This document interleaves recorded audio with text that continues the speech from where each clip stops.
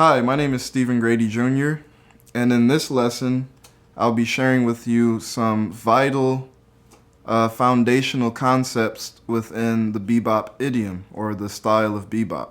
The first concept that I'll talk about is the major, minor, sixth diminished scale. So every major and minor chord, and when I say minor chord, I mean minor triad, a minor sixth chord, or a minor major seventh. So these are all the minor chords excluding the minor seventh chord, because we know that the minor seventh chord is actually related to the major sixth chord. So when I say minor chord, I mean minor triad, minor sixth, or a minor major seventh. So in this instance, every major and minor chord, excluding the minor seventh, has an important diminished, which is based on the second scale degree. So if you're in the key of C, you know, a C major six will be C, E, G, and A, or like this.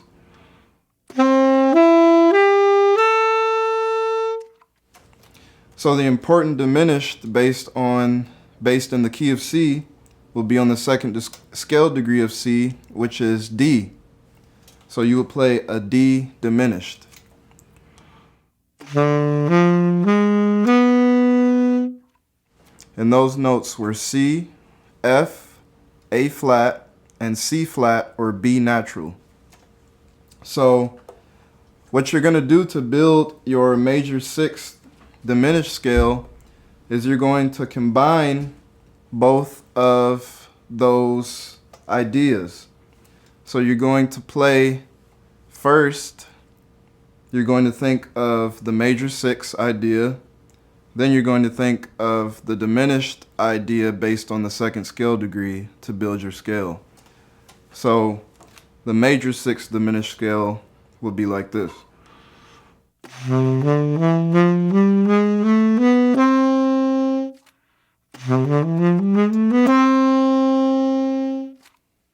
There's another concept that I want to talk about. This concept is how this relates to the dominant seventh chord. So if we're in the key of C, the fifth of C, which would be the dominant chord within the family of C, the fifth would be G. So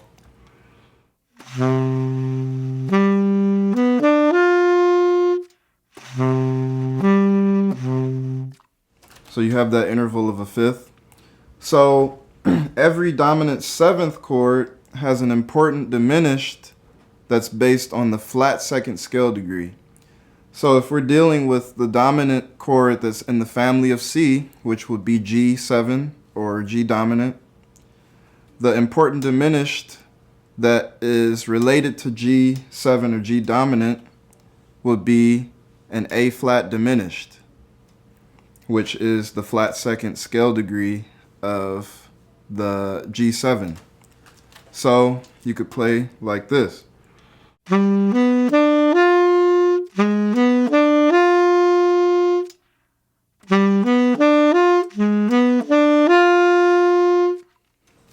So if you notice, we look at the relationship between the diminished, the important diminished on the second scale degree of the major chord, and then we look at the important diminished on the flat second scale degree of the dominant seventh chord.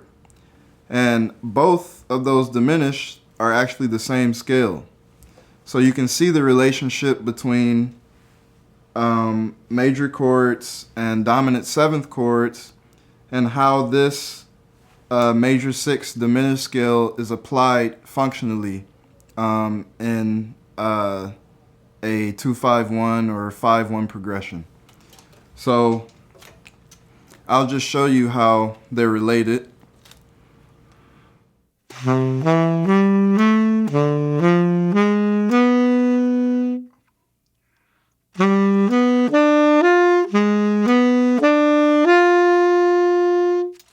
So let's just isolate the two diminished arpeggios. So the first one we have is the D diminished.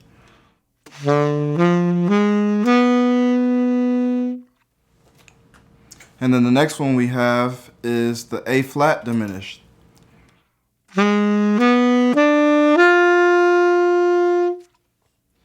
Those carry the same notes. So they're the same diminished scales. So you can think of this idea conceptually over a dominant seventh chord or functionally within a 2-5-1, 3-6, 2-5-1 or simple 5-1 progression. So this is how the major 6 diminished scale can be used functionally. So when you're building this major 6 diminished scale, remember I talked about combining both realms. You're combining the major 6 and then you're combining the important diminished that's on the second scale degree. So your scale, if you were playing the inversions, the first you would play a root position, C major 6, then you would play a root position, D diminished, then you would play a first inversion, C major 6, then a first inversion, D diminished, then second inversion, C major 6, second inverted, D diminished, so on and so forth. So it will be like this.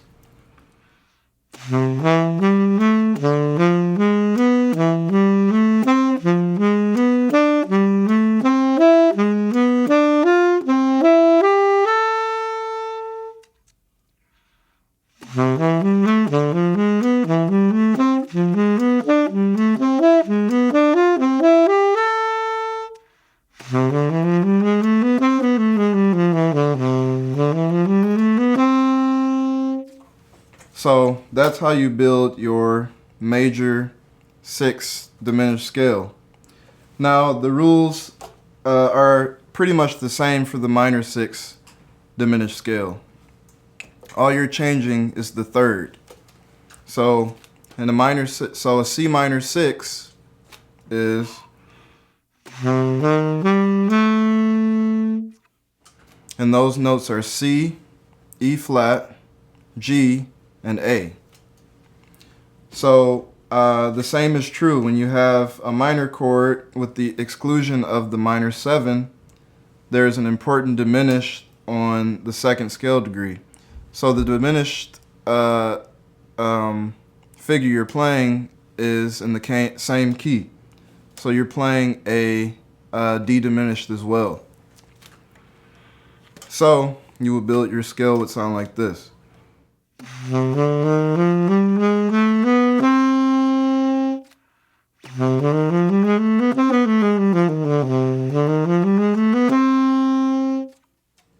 So you could do the same thing. You could arpeggiate, or you could play the inversions of the minor 6 chord and the inversions of the diminished chord. So I'll just demonstrate that.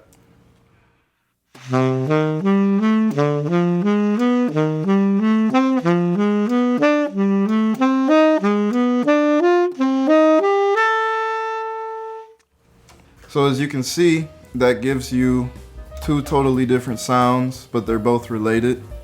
And this is a precursor into playing